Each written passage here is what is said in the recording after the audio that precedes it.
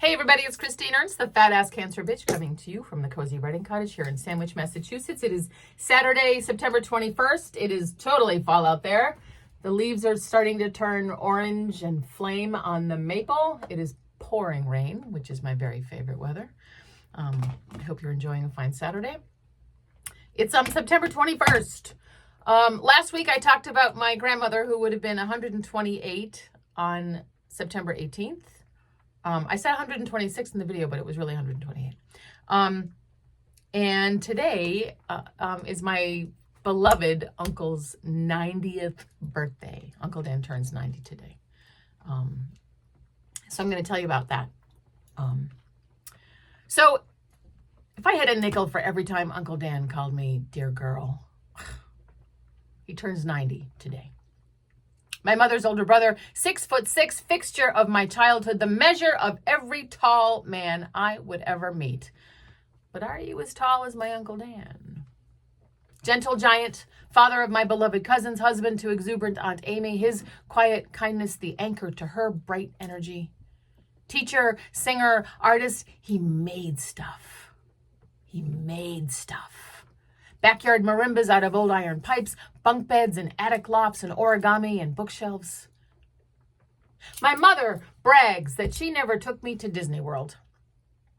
I do not begrudge her this lack.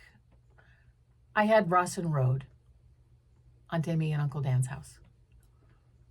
Now, everyone else will tell you about the VW bus and the clam bake at Ponkapog when all the grown-ups went skinny dipping and the picnics in Plimpton and Prudence, the berserk wiener dog who actually did eat homework. But I can tell you about the bookcase in the living room that Uncle Dan built. The bottom shelf filled with picture books. I sat cross-legged on the orange and yellow shed carpet and read every one.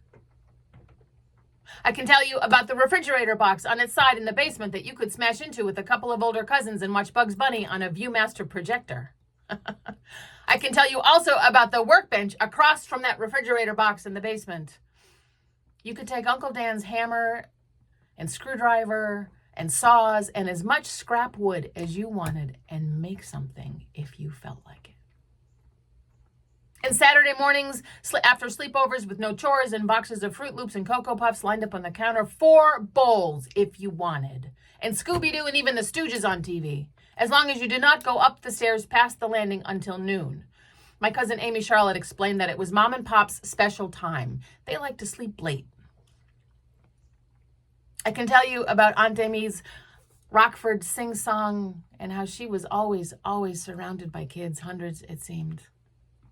Also, the wonder in her voice when I turned a cartwheel, how her whole face smiled at me.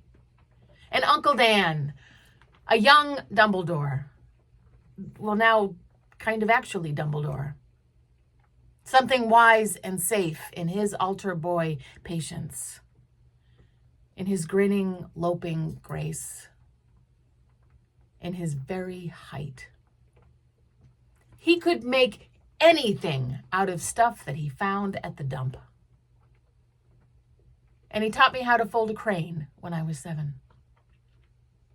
On Rawson Road, it was butter, not margarine, all year long, not just holidays. Joplin or Coltrane on the radio, orange soda, games of Clue, the whole family singing together, driftwood sculptures in the backyard. Also, a studio couch covered in green faux fur and a pole lamp with shades trimmed to match. Aunt Amy actually did those crafts in the family circle. Now, I know it was not all pie and music all the time on Rawson Road. And grass is always greener, especially among cousins, but their house was, in fact, magic. I have not taken my children to Disney World either. But our house is filled with books. Sometimes we sing together. I make things out of stuff that I find at the dump. There's a workbench in the basement, just like Uncle Dan's. We have butter all year long. I learned when I was young that any day might be a holiday.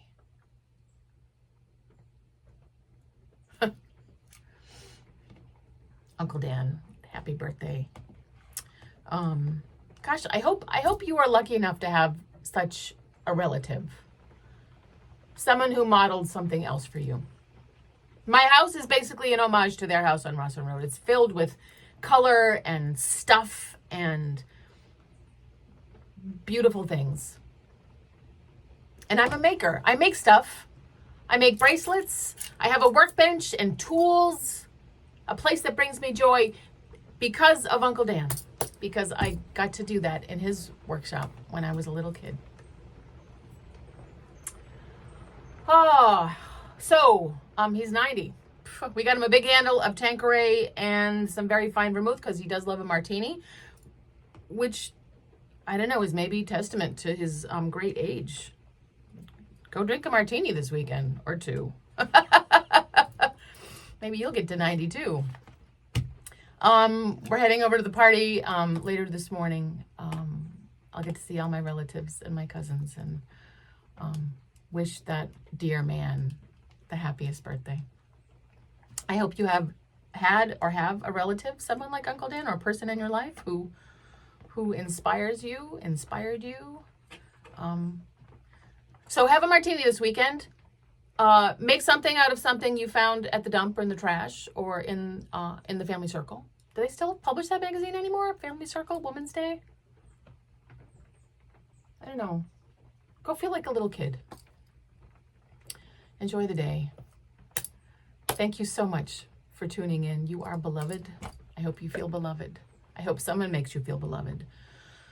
If not, it's up to you to make yourself feel beloved. That's the work, I think. And come as you are. See you next week. Bye.